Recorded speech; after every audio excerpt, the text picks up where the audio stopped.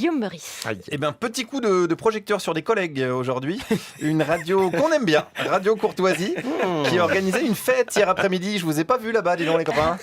Alors vous allez me dire, bon, vous étiez pas invité, mais moi non plus, et j'y suis allé quand même. Alors ils m'ont pas laissé rentrer, ce qui est pas très courtois pour une radio Courtoisie, mais je suis pas rancunier, je suis resté devant et je vais quand même faire leur promo. Radio Courtoisie, c'est la liberté, essentiellement la liberté d'être mise en demeure pour révisionnisme, homophobie, racisme et injure publique. Tout ça sur une même antenne. Moi je dis quand même chapeau, beau boulot.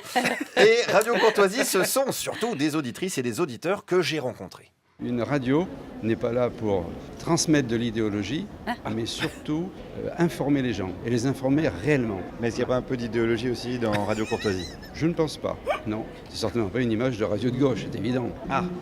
Je ne pense pas. Je sais pas, dites-moi. Je ne pense pas, puisque c'est la radio de toutes les droites. Donc il y a une idéologie aussi alors ? Non, la droite, c'est pas forcément une idéologie. Mais la gauche, oui ? Je pense, oui, s'appuie sur une idéologie beaucoup plus... Oui, ah bon ? Oui. Oui. Alors la gauche, c'est une idéologie. Par contre, la droite, non.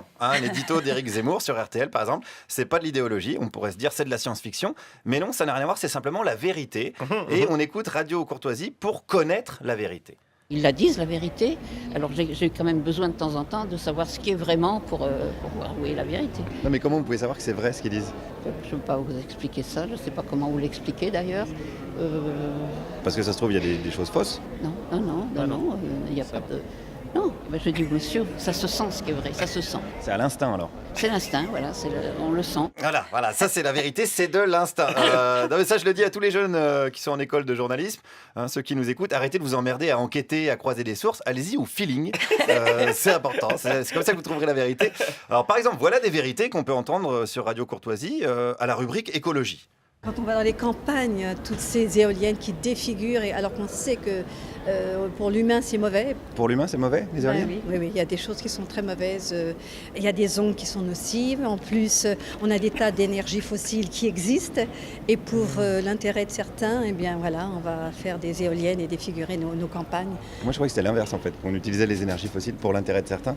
Alors qu'on devrait utiliser de l'énergie renouvelable pour l'intérêt de tous. Oui, mais justement, l'énergie renouvelable, contrairement à ce qu'ils disent, c'est faux, quoi. Il y a des tas de choses qui sont fausses.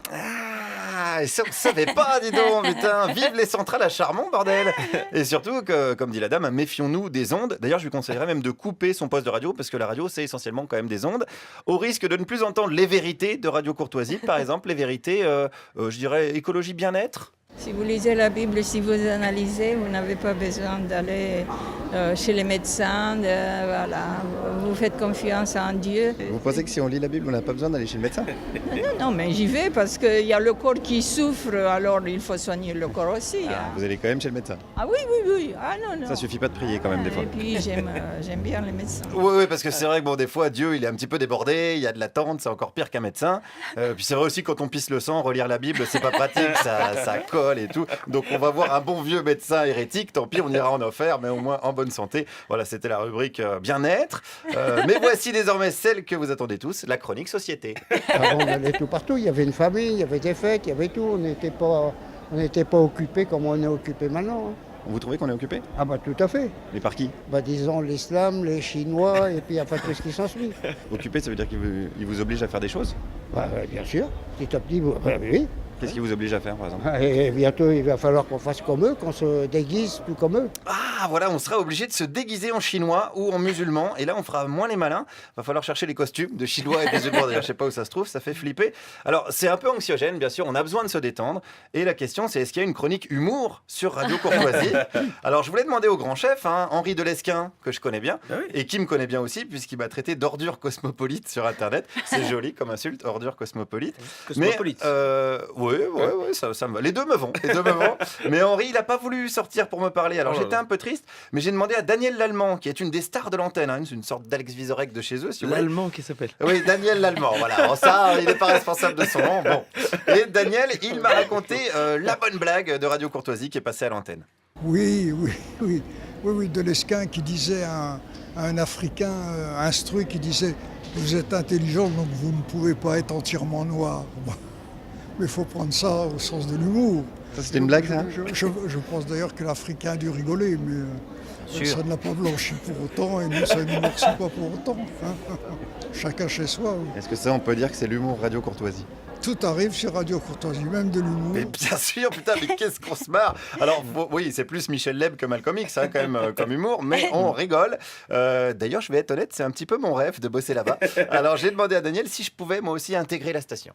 Ah bah c'est pas moi qu'il faut demander.